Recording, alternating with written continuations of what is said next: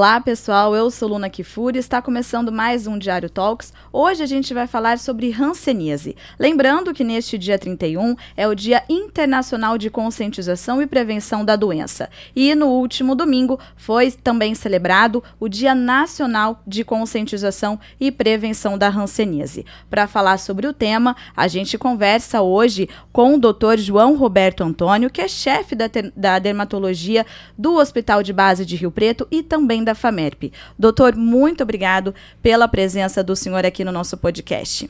Eu devo dizer que é um grande prazer estar participando desse programa do Diário da Região, que é um jornal tradicional e que, na realidade, é a minha leitura diária também. Muito obrigada, doutor. E vamos começando explicando, então, o que é a hanseníase, doutor? Hanseníase, o que no passado recebeu o nome de lepra.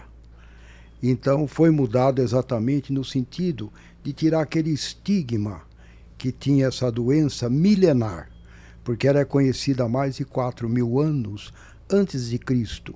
E ela também é bíblica, porque Jesus curou um portador de lepra, como diz na Bíblia. Então essa doença é uma doença infecciosa, provocada por uma bactéria chamada Mycobacteria lepra ou bacilo de Hansen. Esse nome Hansen ou hanseníase vem exatamente do cientista que no século XIX identificou a bactéria que provoca a doença, porque até então não se sabia a sua causa.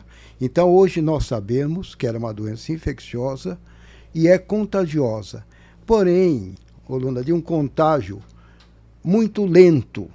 Não é como uma gripe ou uma Covid, que você entra em contato com o portador da doença, em cerca de uma semana no máximo, você, se for susceptível, vai estar com essa doença. A hanseníase, ela necessita para o contágio que a pessoa esteja em contato mais ou menos íntimo e prolongado com uma pessoa portadora da doença em sua forma contagiante. E depois eu vou comentar que tem várias formas nesse sentido. Então, a doença, para se desenvolver, ela demora mais ou menos de 6 meses até 5 anos. Então, é uma doença de baixa contagiosidade. E, além disso, nós sabemos que mais de 90% das pessoas, elas entram em contato com portadores dessa doença e não contraem, porque existe uma resistência genética da pessoa nesse sentido. Então é muito importante nós termos esses parâmetros. É uma doença contagiosa, é provocada por uma bactéria, mas de uma contagiosidade baixa. Mas é muito importante, acima de tudo, que haja um diagnóstico precoce, porque quanto mais precoce for o diagnóstico, menos tempo a pessoa demora para ter a cura. E a hanseníase tem cura. Certo. E doutor, explica um pouquinho para a gente sobre quais os principais sintomas da hanseníase. Isso. A pessoa que contrai a doença, muitas vezes, demora para ela perceber.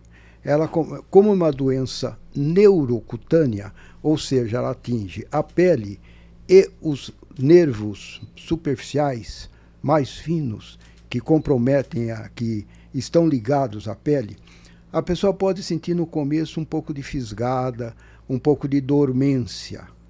Depois, na continuidade, pode surgir umas manchas. Essas manchas podem ser esbranquiçadas, avermelhadas ou amarronzadas. Mas a grande característica dessas manchas é que a pessoa perde a sensibilidade.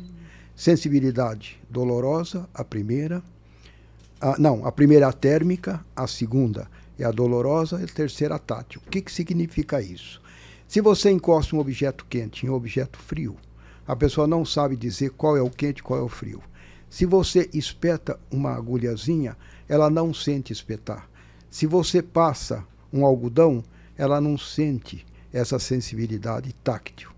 Então, o grande sinal de hanseníase é exatamente isso. Não coça, não dói, não arde. Pelo contrário, a pessoa não sente. E outro aspecto interessante, nas lesões costuma cair os pelos. a pele fica sem os pelos, né? Como também não transpira. Até eu lembro perfeitamente pacientes meus que eram de zona rural, que chegavam e falavam: "Ó, doutor, minhas manchas não pegam poeira", porque como não tem a transpiração, então não existia, digamos, aquela sujeira da poeira naquele local. Então o grande sinal da hanseníase é exatamente esse. O sintoma é exatamente o fato da pessoa ter distúrbio da sensibilidade, porque ela compromete o nervo periférico que serve à pele atingida. Uhum. E quais são os tipos dessa doença? Olha, o Mycobacteria leprae, ou bacilo de Hansen, ele tem preferência pelas áreas mais frias do corpo. Por isso que compromete, digamos, extremidades, compromete região de orelha, áreas que são mais expostas. Isso principalmente na sua fase inicial, porque, claro, naquelas formas mais graves, pode comprometer o corpo todo.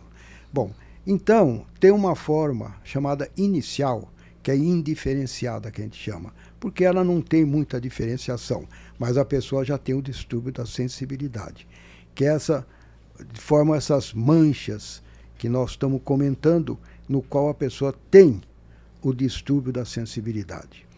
Se ela não for tratada e caminhar, ela pode ter 2 polos para caminhar, dependendo da imunidade dela, da sua resistência. Pode caminhar para aquele polo chamado tuberculoide, que é um polo que atinge mais os nervos, provoca até deformidades se não tratar, mas ela tem poucos bacilos para transmitir. Então chama paucibacilar, ou seja, de poucos bacilos.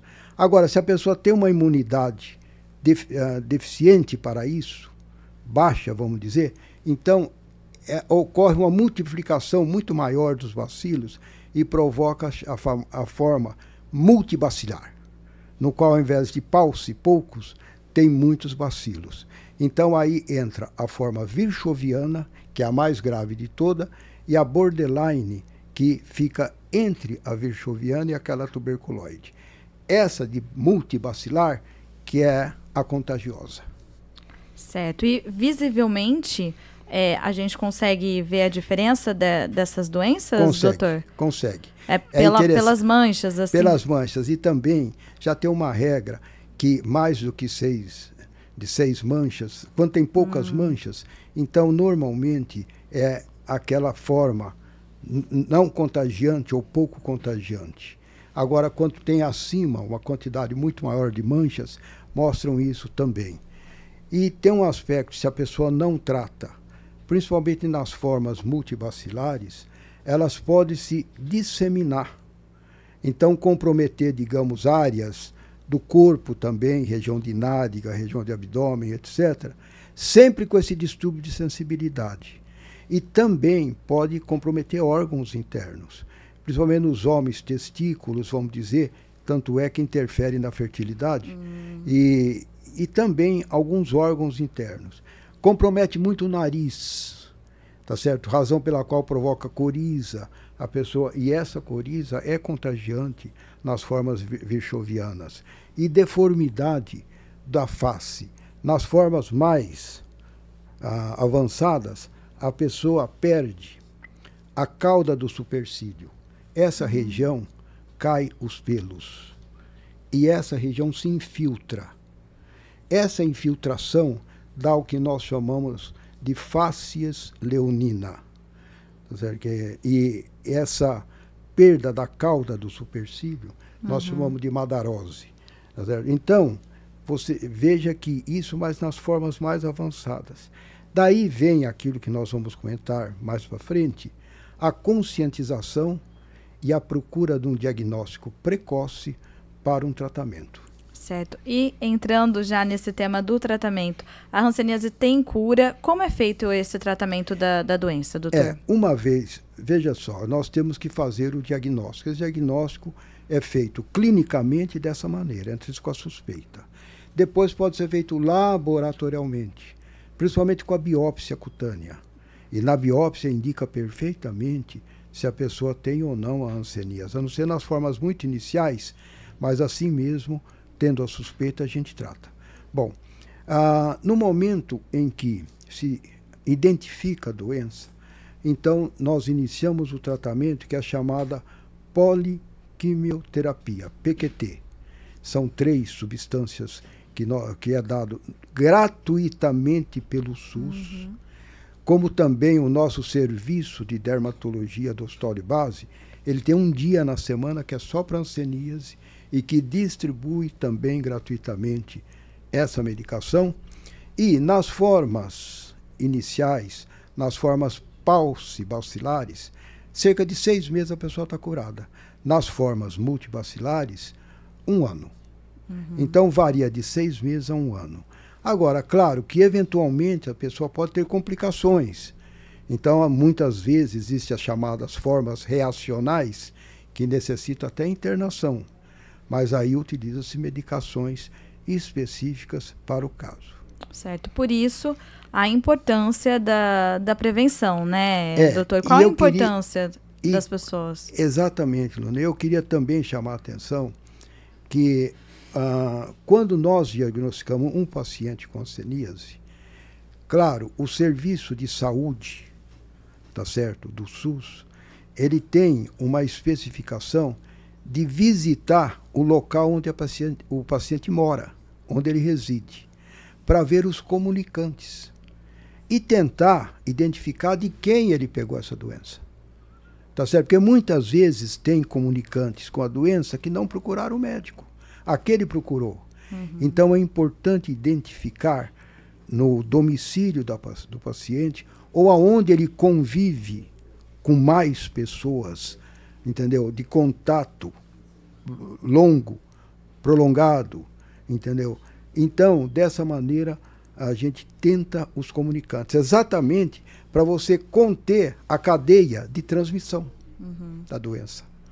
Por isso a importância também das pessoas procurarem um atendimento médico. Ah, né? Não tem dúvida. E as pessoas não precisam, muitos têm receio, porque sabe que a hanseníase é a antiga lepra. Vamos tirar esse estigma.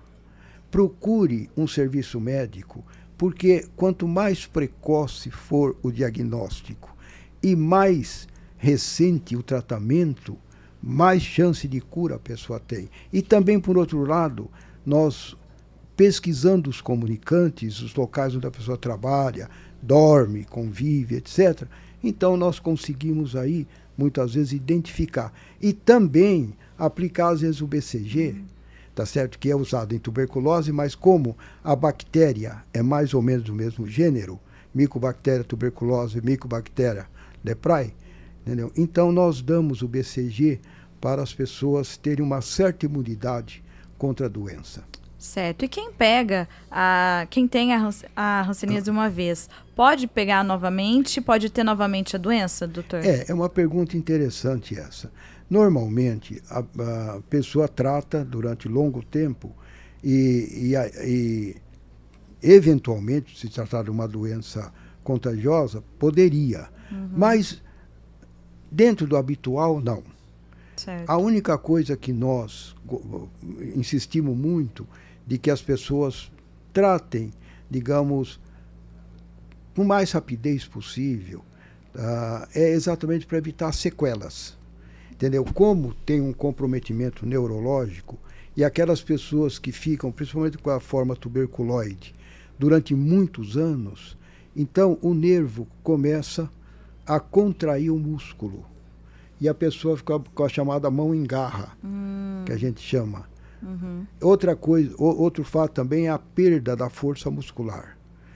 E outro fato muito importante que nós temos que orientar o portador de hanseníase é o dia a dia em casa.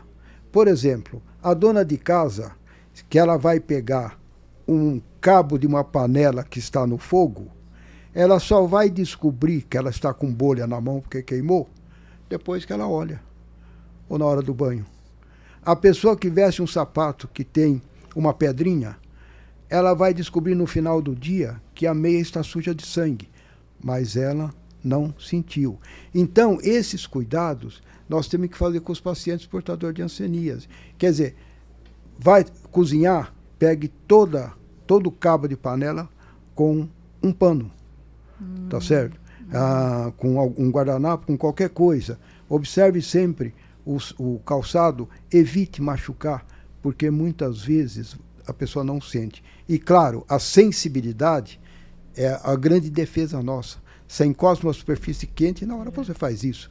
Agora, se você ficar com a mão na superfície quente e não sentir, vai queimar. Alguma coisa tem ali de errado, né, doutor? Exatamente. Então, essas sequelas que nós temos que evitar. Certo.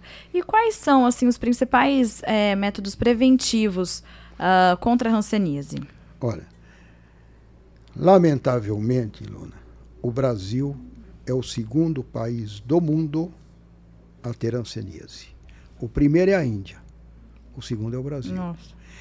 Isso, e veja uma coisa, a hanseníase era uma doença que tem no mundo inteiro, porém, em muito menor proporção nos países desenvolvidos, porque tem infraestrutura sanitária, porque não tem, às vezes, muito aglomerado humano,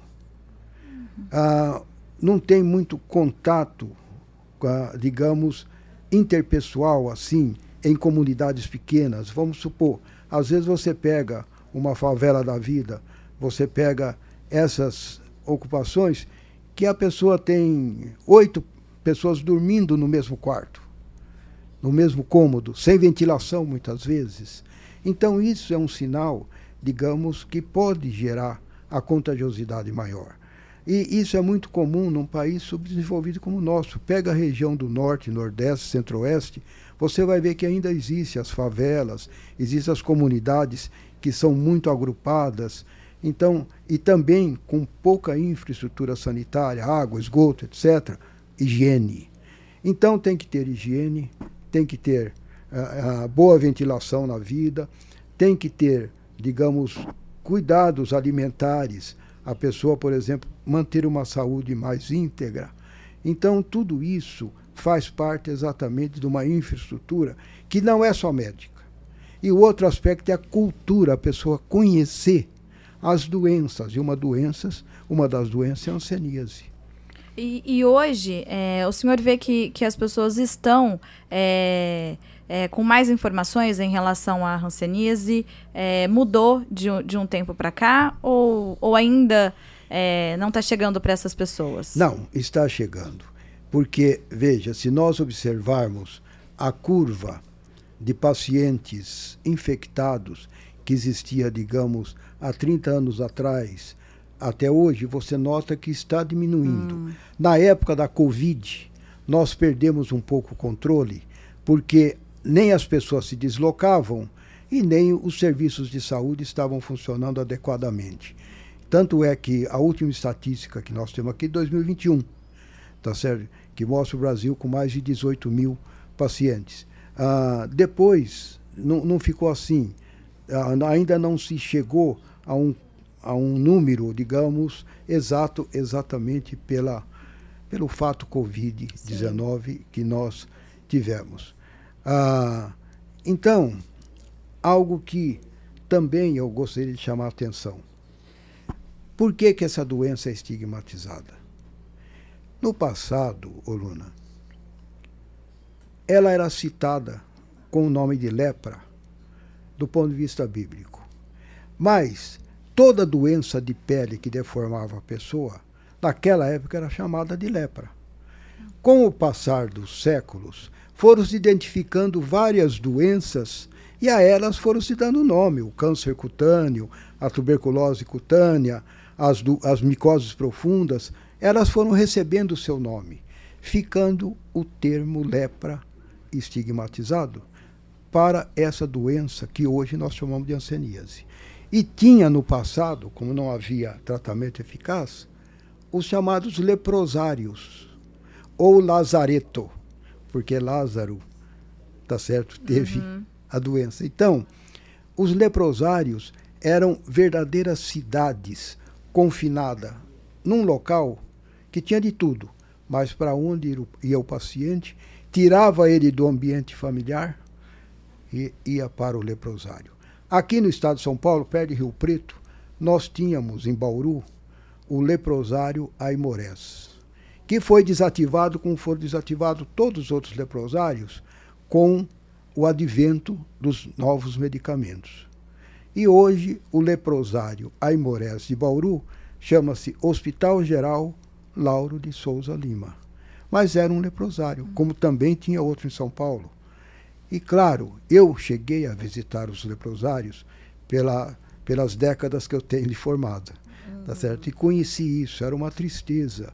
E muitas vezes o paciente ficava curado no leprosário, mas ele já não tinha mais ambiente social fora do leprosário para poder conviver.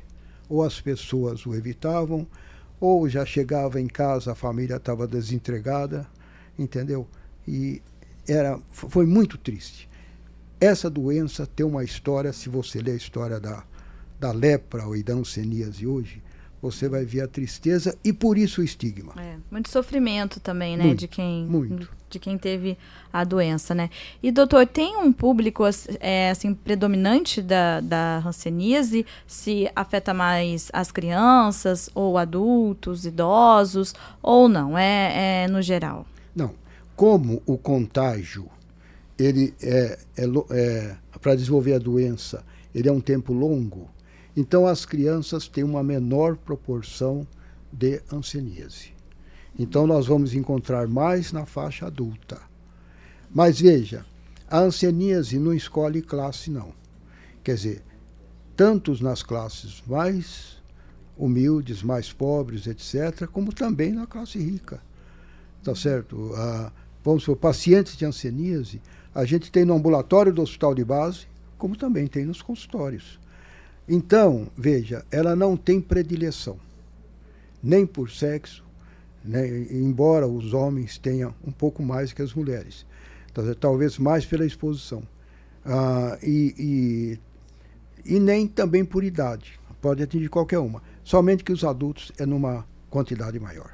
Certo. E para a gente finalizar, doutor, qual a importância da conscientização de toda a população em relação a essa doença? A importância é exatamente essa. Primeiro, saber que a doença existe, ela tem um nome chamado hanseníase. Segundo, saber quais são os sinais e os sintomas que ela tem. Terceiro, saber que ela tem cura. E uma vez identificado, procurar os familiares é numa boa, tá certo? Num sentido mais de tentar detectar alguém e dar mais proteção a eles. Certo? E também dizer que todo o tratamento é feito, como todos os exames, gratuitamente aqui no Brasil, feito pelo SUS. Onde tem SUS, tem esse tratamento. Então é muito importante conscientizar, conhecer, procurar o diagnóstico. Pode ser que a pessoa não tenha hanseníase. Às vezes ela tem uma compressão de nervo e está pensando que é hanseníase. Às vezes é um diabetes que atinge, vamos supor, a neuropatia diabética que está atingindo a pessoa, e ela não tem hanseníase. Mas, pelo menos, ela esclareceu. Então, a conscientização é muito importante, e é muito importante que as pessoas saibam o que é a doença e não tenham medo dela. E não tenham medo daquele paciente portador de hanseníase. Mesma forma contagiante. Um mês depois de tratamento, ele não é mais contagiante. E a doença tem cura. Tá ótimo. Doutor, muito obrigada pela presença do senhor aqui no nosso podcast. Muito obrigada por ter esclarecido todas essas informações aqui para nós, para toda a população. Muito obrigada aqui. Eu também quero agradecer, Luna, e dizer da importância que tem de vocês fazerem esse trabalho no sentido de melhorar a saúde humana daqueles que nos assistem. Obrigada, doutor, e a gente se encontra no próximo podcast. Eu que agradeço.